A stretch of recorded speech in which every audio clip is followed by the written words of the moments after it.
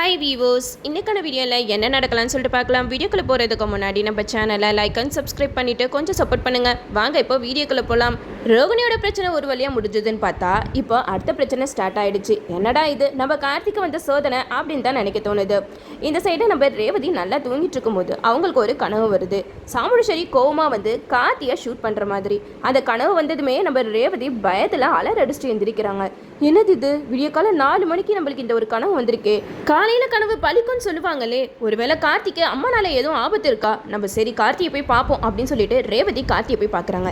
அப்போ கார்த்தி நல்லா தூங்கிட்டு இருக்காங்க. அப்போ நம்ம ரேவதி பக்கத்தில் வந்து கார்த்தி அப்படின்ற மாதிரி கூப்பிடுறாங்க. கார்த்தி எந்திரிக்கிறாங்க. என்ன ரேவதி இந்த நேரத்தில் போய் எந்திரிச்சு வந்திருக்கேன் அப்படிங்கிற மாதிரி கேட்க, அதுக்கு ரேவதி சொல்கிறாங்க, உன்னைய அம்மா ஷூட் பண்ணுற மாதிரி எனக்கு கனவு வந்துச்சு அப்படிங்கிற மாதிரி சொல்ல. இது கேட்ட கார்த்தி சொல்கிறாங்க, கனவு தானே, அதுக்கு எதுக்கு இப்படி பயந்துட்டுருக்க அப்படிங்கிற மாதிரி சொல்ல.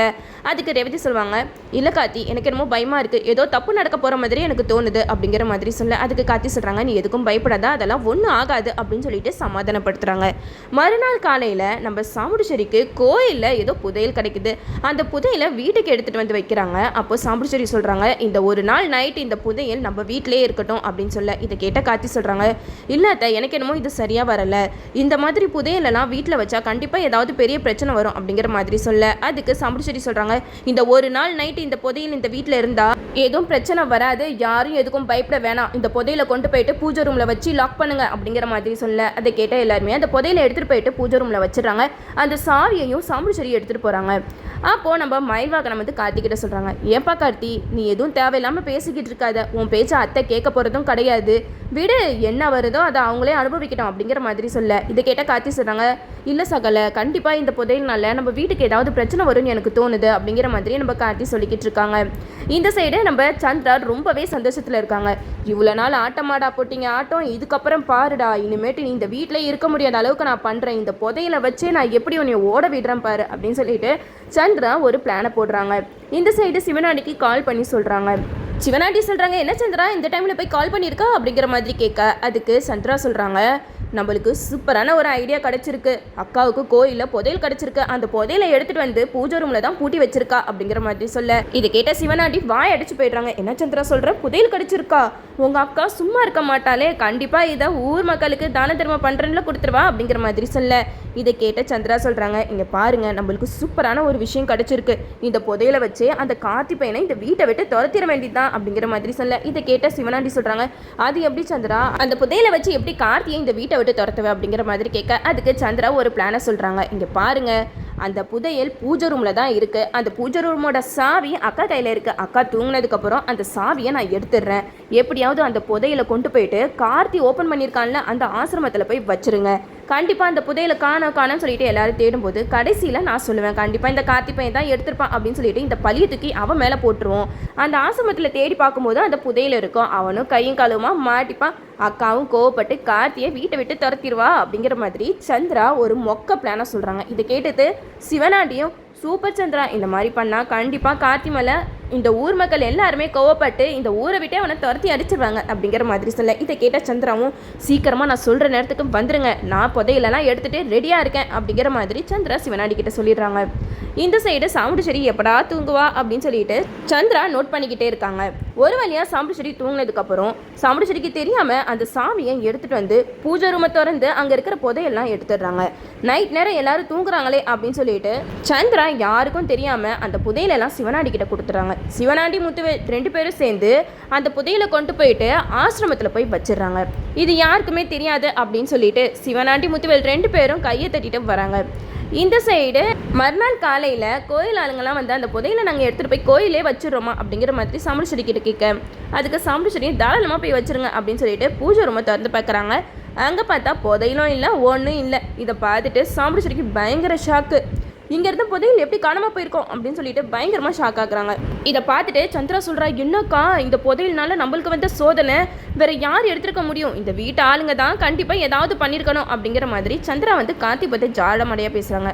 அதுக்கு ஊர் மக்கள்லாம் சாமுண்டீஸ்வரி கிட்ட சொல்கிறாங்க, என்ன சாமுண்டீஸ்வரி அம்மா, உங்களை நம்பி தானே நாங்கள் இந்த புதையில உங்ககிட்ட ஒப்படைச்சோம், இப்போ என்னென்னா திடீர்னு காணும் சொல்கிறீங்களே அப்படிங்கிற மாதிரி சொல்ல. இதை கேட்ட சாமுண்டீஸ்வரி சொல்கிறாங்க, இங்கே பாருங்கள், நான் இதுக்குள்ளே தான் வச்சு பூட்டியிருந்தேன், ஆனால் எப்படி காணாமல் போச்சுன்னா எனக்கு தெரியல அப்படிங்கிற மாதிரி ரொம்ப குழப்பத்தில் இருக்காங்க. அப்போ தான் மயில் வந்து கார்த்திக்கிட்ட சொல்கிறாங்க, எப்பா சின்னத்தை அதோட வேலையை காட்ட ஆரம்பிச்சிருச்சுப்பா, கரெக்டாக பாரு, நீ தான் இந்த புதையில எடுத்தேன்னு சொல்லிட்டு ஓ மேலே பழிய தூக்கி தூக்கி போட தான் போகுது அப்படிங்கிற மாதிரி மயில் சொல்லிக்கிட்டு இருக்காங்க. அதுக்கேற்ற மாதிரியே சந்திரா சொல்கிறாங்க, கார்த்தியை பார்த்து பேசுகிறாங்க. ஏ டிரைவர், நீ தானே இந்த வீட்டில் இருக்க, கண்டிப்பாக ஒன்றை தவிர இந்த வேலையை யாராலையும் பார்த்துக்க முடியாது, எங்கடா அந்த புதையில வச்சிருக்க அப்படிங்கிற மாதிரி சந்திரா கார்த்திகிட்ட பேச, இதை கேட்ட கார்த்திக் வந்து சந்திரா கிட்ட சொல்கிறாங்க, இங்கே பாருங்கள், தேவையில்லாமல் என் மேலெலாம் பள்ளி தூக்கி போடாதீங்க, எனக்கு அந்த புதையிலெல்லாம் எடுக்கணும்னு எந்த அவசியம் இல்லைன்னு உங்களுக்கு நல்லாவே தெரியும் அப்படிங்கிற மாதிரி கார்த்தி சந்திரா கிட்ட சொல்லிக்கிட்டு இருக்காங்க. இதெல்லாம் கேட்டுட்டு சாமுண்டேஸ்வரி சந்திரா கிட்ட சொல்கிறாங்க, இங்கே பாரு சந்திரா, தேவையில்லாமல் சண்டை போட நேரம் கிடையாது, இந்த புதையில யார் எடுத்தா எவர் எடுத்தா நம்ம கண்டுபிடிச்சே ஆகணும், அப்படி இல்லைன்னா பெரிய பிரச்சனையாயிடும் அப்படிங்கிற மாதிரி சொல்ல, அதுக்கு கார்த்தி சொல்கிறாங்க, நீங்கள் வேணா போலீஸ் கம்ப்ளைண்ட் கொடுங்க, கண்டிப்பாக அவங்க என்ன பண்ணணுமோ பண்ணுவாங்க அப்படிங்கிற மாதிரி சந்திராவை பற்றி சொல்கிறாங்க. அதுக்கு சந்திரா சொல்கிறாங்க, தாராளமாக்கா போலீஸில் கம்ப்ளைண்ட் கொடு, கண்டிப்பாக எவன் திருடானா அவன் கண்டிப்பாக மாட்டுவான்ல அப்படிங்கிற மாதிரி சந்திரா வந்து சாமுண்டேஸ்வரிக்கிட்ட சொல்லிக்கிட்டு இருக்காங்க. அப்போ தான் மயில் வந்து கார்த்திகிட்ட சொல்கிறாங்க, என்னப்பா கார்த்தி, சின்ன தென்னை இவ்வளோ தெனாவட்டா பேசுது, நம்ம என்னன்னா அதுதான் ஏதாவது எடுத்து பிளான் பண்ணுதோன்னு நினச்சா இப்போ அதுவே போலீஸை கூப்பிட சொல்லுது, எனக்கு என்னமோ இதில் சந்தேகமாக இருக்குப்பா அப்படிங்கிற மாதிரி மயில் வந்து கார்த்திகிட்ட சொல்கிறாங்க. என்ன நடக்குதுன்னு பார்ப்போம், எது எப்படியோ கடைசியில் அவங்க தான் மாட்ட போகிறாங்க அப்படின்னு சொல்லிட்டு கார்த்தி வந்து சொல்லிக்கிட்டு இருக்காங்க. இந்த சைடு சாமுண்டேஸ்வரியும் போலீஸ்க்கெல்லாம் கால் பண்ணி வர வைக்கிறாங்க. இது மாதிரி புதையல் எங்கள் வீட்டில் தான் இருந்துச்சு, இப்போ என்னென்னா திடீர்னு காணாமல் போயிடுச்சு அப்படின்னு சொல்லிட்டு போலீஸ் கம்ப்ளைண்ட் கொடுத்துட்றாங்க. உடனே நம்ம சந்திரா வந்து அந்த போலீஸ்காரங்க கிட்டலாம் சொல்கிறாங்க, இங்கே பாருங்கள், எனக்கு என்னமோ இந்த வீட்டு டிரைவர் மேலே தான் சந்தேகமாக இருக்குது, கண்டிப்பாக அவன் புதையில பார்த்தோன்னே வாயை பொழந்து அவன் எங்கேயோ ஒழிச்சு வச்சிருக்கான் தான் எனக்கு தோணுது அப்படிங்கிற மாதிரி சொல்ல, இதை கேட்ட அந்த அதிகாரிகளும் நாங்கள் எல்லாரையுமே சந்தேகப்பட்டதாமா செய்வோம், ஏன்னா இது புதையல் விஷயம், கண்டிப்பாக இந்த வீட்டில் இருக்கிற ஆளுங்களெல்லாம் நாங்கள் விசாரிக்க தான் செய்யணும் அப்படின்னு சொல்லிட்டு எல்லாரையுமே கூப்பிட்டு விசாரிச்சுட்டு இருக்காங்க. அப்போ தான் நம்ம சந்திரா வந்து அந்த அதிகாரிங்க கிட்டலாம் சொல்கிறாங்க, நாங்கள் பஞ்சாயத்தை கூட்டி யார் உண்மையான திருடன் அப்படிங்கிறத கண்டுபிடிச்சிக்கிறோம் அப்படிங்கிற மாதிரி சொல்ல, அதுக்கு அந்த அதிகாரிங்களாம் சொல்கிறாங்க, அப்போ எதுக்குமா என்னைய வர வச்சிங்க அப்படிங்கிற மாதிரி கேட்க, அதுக்கு சந்திரா சொல்கிறாங்க, இது கோயில் புதையல் விஷயம், இந்த விஷயத்தில் கண்டிப்பாக எங்கள் குடும்பம் சம்மந்தப்பட்டிருக்கு, அதுக்காக தான் சார் நான் இப்படிலாம் பேசிக்கிட்டு இருக்கேன் அப்படிங்கிற மாதிரி சொல்ல, இதுக்கு சாமுண்டேஸ்வரி சொல்கிறாங்க, ஒரு பக்கம் நீங்களும் விசாரிங்க, இன்னொரு பக்கம் நாங்கள் பஞ்சாயத்தை கூட்டுறோம் அப்படின்னு சொல்லிட்டு பஞ்சாயத்தை கூட்டுறாங்க. இந்த சைடு சிவனாண்டி முத்துவேல் ரெண்டு பேருமே எதுவுமே தெரியாத மாதிரி நின்றுட்டு இருக்காங்க. அப்போ பஞ்சாயத்து தலைவர்கிட்ட சிவனாண்டி சொல்கிறாங்க, இங்கே பாருங்கள், சாமுண்டேஸ்வரி வீட்டில் தான் அந்த புதையல் இருந்திருக்கு, அவங்க வீட்டில் இருந்து தான் அந்த புதையல் காணாமல் போயிருக்கா, அதனால அவங்க வீட்டு ஆளுங்க கிட்ட நீங்கள் நல்லா விசாரணை பண்ணணும், எனக்கு என்னமோ இந்த டிரைவர் பையன் மேலே தான் சந்தேகமாக இருக்குது அப்படின்னு சொல்லிட்டு கார்த்தியவே எல்லாரும் சொல்கிறாங்க. இதை கேட்டுக்குமே ரேவதிக்கு ராஜராஜனுக்கு செம கோவம் வருது, அது எப்படி இவர் மேலே மட்டும் கரெக்டாக சொல்லிக்கிட்டே இருக்கீங்க, இவர் உங்களுக்கு ஆகாதவர் அப்படின்னு தெரிஞ்சு இவர் மேலே பழிய போட பார்க்குறீங்களா அப்படின்னு சொல்லிட்டு ரேவதி பயங்கரமாக கத்துறாங்க. இதை கேட்டுட்டு அந்த பஞ்சாயத்து தலைவர் சொல்கிறாங்க, இங்கே பாருமா, இதில் கோபப்படுறதுக்கு எதுவுமே இல்லை, சந்தேகம் வந்துருச்சுன்னா நம்ம யாரை வேணாலும் விசாரணை பண்ணணும் அப்படிங்கிற மாதிரி சொல்லும்போது கார்த்தி சொல்கிறாங்க, தாராளமாக அவங்களுக்கு என் மேலே சந்தேகம் இருந்துச்சுன்னா நீங்கள் எங்கே வேணாலும் செக் பண்ணி பாருங்கள் அப்படிங்கிற மாதிரி சொல்ல, அதுக்கு சிவனாண்டி சொல்கிறாங்க, அவனோட ஆசிரமத்தில் செக் பண்ணி பாருங்கள், ஏன்னா அங்கே தான் இவன் வச்சிருப்பானோன்னு எனக்கு தோணுது அப்படிங்கிற மாதிரி சொல்ல, இதை கேட்டு அங்கே இருக்கிறவங்கலாம் சரி அதுவும் கரெக்டு தான், சிவனாண்டி சொல்கிற மாதிரி கார்த்தி திறந்து வச்சுருக்க அந்த ஆசிரமத்திலே போய் பார்ப்போம் அப்படின்னு சொல்லிட்டு அந்த ஆசிரமத்தில் போய் பார்க்குறாங்க. அங்கே பார்த்தா புதையல் கிடக்குது. இதை பார்த்ததுமே நம்ம மயில்வாகனுக்கு சந்திரமலை தான் சந்தேகம் வருது, எப்பா சின்னத்தை வேலையை காட்டிச்சு பார்த்தியா, அந்த புதையல் எங்கே தேடியும் கிடைக்கல, கடைசியில் ஆசிரமத்தில் இருக்குன்னா இந்த சின்னத்தை தான் உனி வீட்டை விட்டு துரத்துறதுக்காக இப்படி பிளானை போட்டு பண்ணியிருக்கு, எவ்வளோ கேவலமாக பண்ணியிருக்கு பாரு அப்படிங்கிற மாதிரி மயில் சொல்ல, இதை கேட்ட கார்த்தி சொல்கிறாங்க, விடுங்க பொறுத்திருந்து பார்ப்போம், என்னதான் இருந்தாலும் கடைசியில் மாட்டு போகிறது அவங்க தான் அப்படின்னு சொல்லிட்டு கார்த்தி சொல்லிக்கிட்டு இருக்காங்க. அப்போ எல்லாருமே கார்த்தியை கேட்குறாங்க, என்னப்பா தம்பி நீயே இப்படி பண்ணலாமா அப்படிங்கிற மாதிரி கேட்க, அதுக்கு கார்த்தி சொல்கிறாங்க, இங்கே பாருங்கள், இந்த புதையல் எப்படி இங்கே வந்துச்சுன்னு எனக்கு தெரியாது அப்படிங்கிற மாதிரி சொல்ல, இதை கேட்ட சந்திரா சொல்கிறாங்க, நான் தான் அப்போவே சொன்னலக்கா, இந்த டிரைவர் பையன் தான் ஃப்ராட் பண்ணி இப்படியெல்லாம் பண்ணியிருப்பான்னு சொல்லிட்டு நீ தான் என்னை நம்பலை, பார்த்தல என்ன நடக்குதுன்னு அப்படிங்கிற மாதிரி சொல்ல, இதை கேட்ட சாமுண்டேஸ்வரிக்கு செம கோவம் வருது. கடைசியில் இந்த தப்பை நான் பண்ணலை அப்படின்னு சொல்லிட்டு கார்த்தி சூப்பராக நிரூபிக்க தான் போகிறாங்க.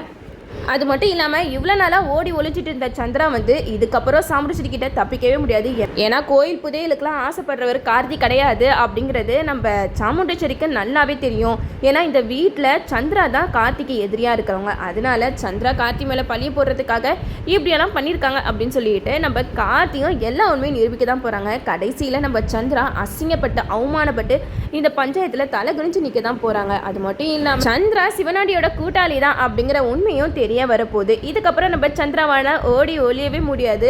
எனக்கு என்னமோ இந்த தடவை கண்டிப்பாக சந்திரா சாமுண்டேஸ்வரி கிட்ட மாட்டிக்க தான் போகிறாங்கன்னு நினைக்கிறேன். நீங்கள் என்ன நினைக்கிறீங்கன்னு மறக்காமல் கமெண்ட் பாக்ஸில் கமெண்ட் பண்ணுங்கள். ஓகே வீவர்ஸ், இந்த வீடியோ உங்களுக்கு பிடிச்சிருந்தா லைக் பண்ணுங்கள், மறக்காமல் நம்ம சேனலை சப்ஸ்கிரைப் பண்ணிடுங்க.